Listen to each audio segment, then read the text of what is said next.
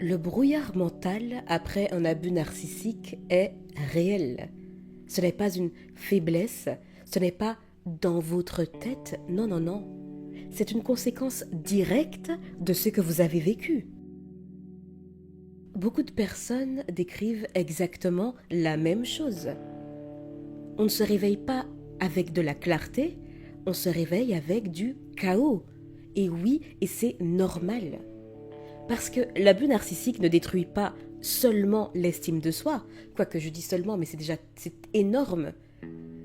Il ou elle, très important, pas de distinction de genre, désorganise la perception de la réalité, votre perception de la réalité.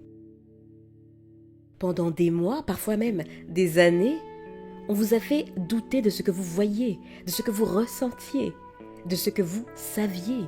C'est ce qu'on appelle le gaslighting et d'ailleurs, j'ai un podcast, j'ai une vidéo sur le sujet dans la playlist santé mentale et relations toxiques. Vous savez, c'est ces moments où on vous dira « Ah mais non, je n'ai jamais dit ça.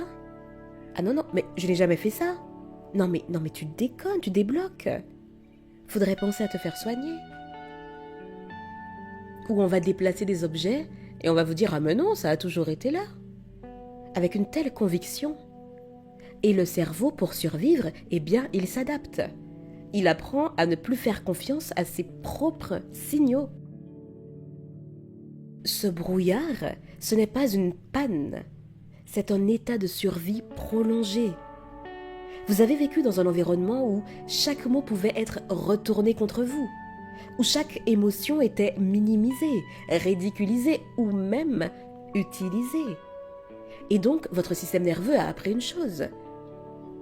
Restez flou, c'est plus sûr. C'est comme conduire dans un épais brouillard. Vous ralentissez, vous doutez, vous avancez à tâtons. Votre esprit fait exactement la même chose après l'abus. Et avec ce brouillard arrivent souvent 3 émotions majeures. 3 émotions qui ont tendance à submerger et puis qui se mélangent. Le chagrin, la rage, je ne parle pas de colère, mais bel et bien de rage, et puis la honte. Le chagrin pour ce que vous avez perdu, la rage pour ce qui vous a été fait, et la honte, injustifiée, mais tenace, d'avoir laissé faire. Injustifiée, j'insiste.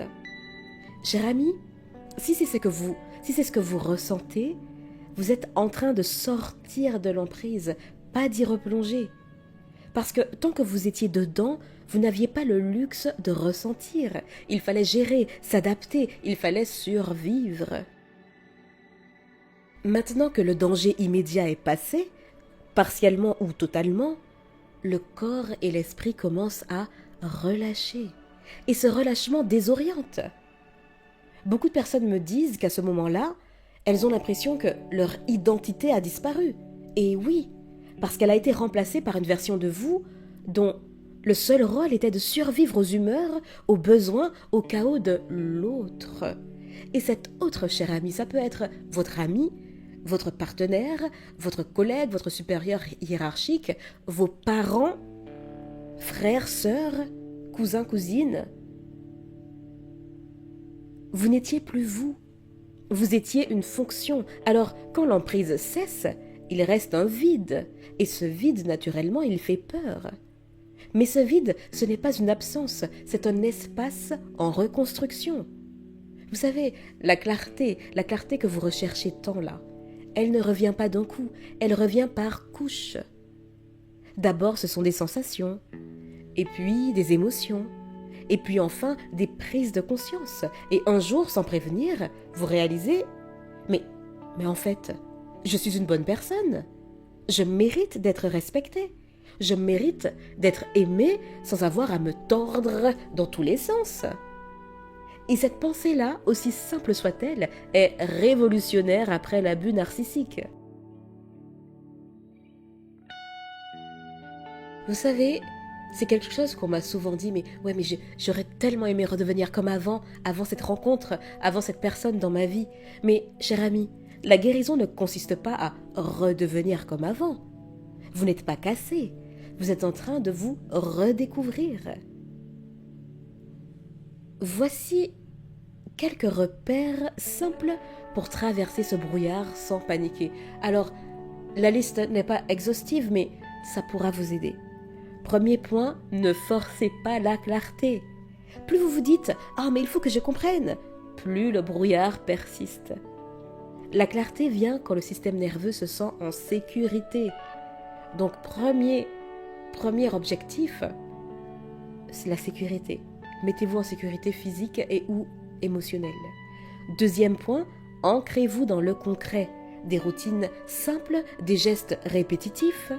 Manger, dormir, marcher, respirer.